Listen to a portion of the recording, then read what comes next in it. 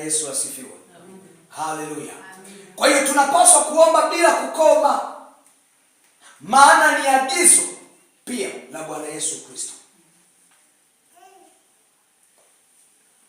Maana ni agizo pia la Bwana wetu Yesu Kristo. Angalia katika Injili ya Mathayo sura ile ya 26 mstari ule wa 41. Yesu pia ameagiza tuombe, watu wa Mungu. Tuombe bila kukoma. Injili ya Mathayo sura ile ya 26 mstari ule wa 41. Mstari ule wa 41. Injili ya Mathayo sura ile ya 26 mstari ule wa 41 anasema hivi: Kesheni muombe. Kesheni muombe msije mkaingia majaribuni. Roho hii radhi, lakini mwili ni dhaifu. Bwana Yesu asifiwe. Amen. Anasema kesheni muombe msije mkafanyaje?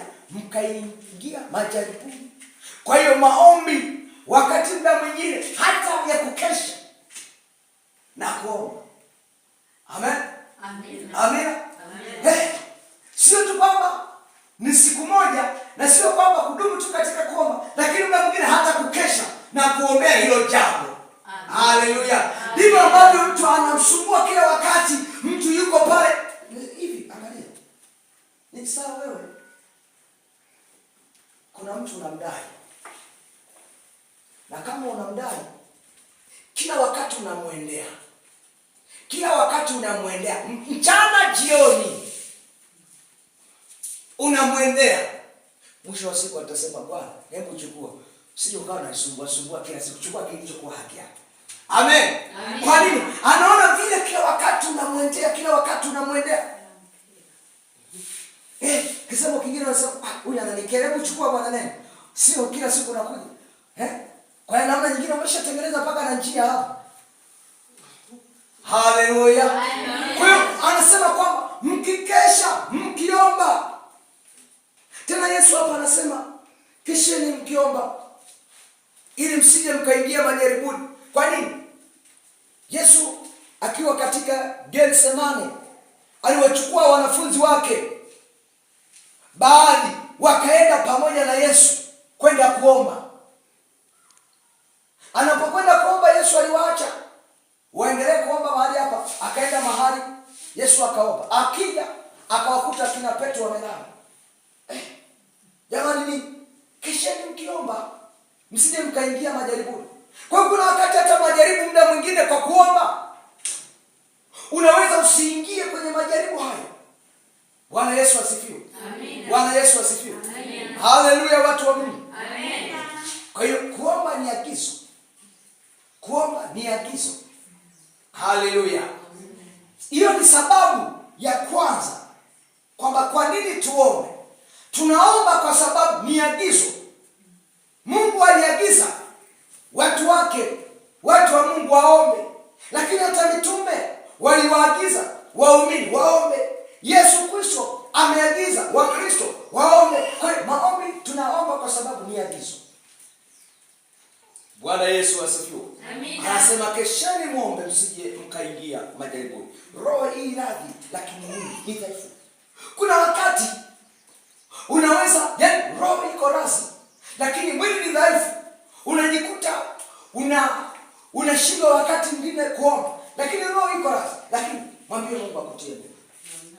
Mwambie Mungu akutie nguvu. Amina. Uombe. Angalia hapa anapozungumza kesheni mkiomba. Roho iko razi kukesha na kuomba, lakini mwili ni dhaifu. Sasa ile usingizi wote inafika wakati tayari unaanza kupiga miara. Unaimba hata wewe mwenyewe umechoka. Yaani mwili umechoka, lakini roho iko razi, nasema hapa na kesha. Mwili unasema muda huu ngoni jamani nikapumzika hata risali moja. Bwana akutie nguvu. Amen. Haleluya, mtu wa Mungu. Amen. Haleluya. Amen. Katika hilo basi tunahitaji kutiwa nguvu na Yesu. Yesu anatia mkazo kwa wanaomwamini waombe bila kukoma. na waombe bila kukata tamaa. Angalia katika Luka 18 mstari ule wa kwanza. Luka 18 mstari ule wa kwanza anasema, akawaambia mfano ya kwamba imewapasa kumwomba Mungu siku zote, wala msikate tamaa. Haleluya, amen. Imewapasa kumwomba Mungu siku zote bila kukata tamaa. Kwa hiyo maombi tunaomba kwa sababu Mungu Yesu Kristo ametuagiza tuombe, tena siku zote bila kukata tamaa. Mtu wa Mungu, nataka nikwambie, yamkini ulikuwa umekata tamaa, lakini leo nataka nikwambie maombi ni muhimu kwako kuomba. Maombi ni muhimu kwako kuomba. Kuna vitu ambavyo Mungu anataka kuvifanya kupitia wewe unayeomba. Kuna mahali pameharibika, kuna mahali pamebomoka. Mungu anataka ajenge kupitia wewe unapoomba. Usinyamaze, usinyamazishe kinywa chako, fungua kinywa chako, muombe Mungu wakati wowote, siku zote, bila kukata tamaa. Kuna kitu Mungu anataka kujenga kwenye hiyo familia ambacho kimebomolewa na adui. Unapoomba, unapokaa kwenye nafasi ya maombi, Mungu anajenga hilo eneo lililobomolewa na adui. Mungu anajenga hiyo nafasi ambayo adui aliondoa kupitia wewe. Unaenda kujenga. Amen. Ndio maana anasema kwamba imewapasa kuomba siku zote bila kukata tamaa. Kwa hiyo maombi kwako, mtu wa Mungu, ni ya muhimu. Usiyadharau. Amina. Usiyadharau na usijidharau. Uone maombi yako mbele za Bwana moja kwa moja ni yanafika. Amina. Anasema katika waraka wa kwanza wa Yohana sura ya 5 mstari wa 14, anasema kwamba na huu ndio ujasiri tulionao kwake, ya kwamba tukiomba kitu sawa sawa na mapenzi yake atatusikia. Kwa hiyo maombi yako usiyadharau mbele za Mungu. Maombi yako ni ya muhimu kwa ajili ya hiyo familia. Maombi yako ni ya muhimu kwenye viongozi wa kanisa. Maombi yako ni ya muhimu kwa mtumishi anayeliongoza hiyo kanisa. Maombi yako ni ya muhimu kwa ajili ya taifa hilo ambalo uko. Maombi yako ni ya muhimu kwenye hiyo jamii unayoishi. Kuna vitu Mungu atakibadilisha kupitia wewe, mtu wa Mungu. Kwa hiyo usiache kuomba. Maombi yako ni ya muhimu.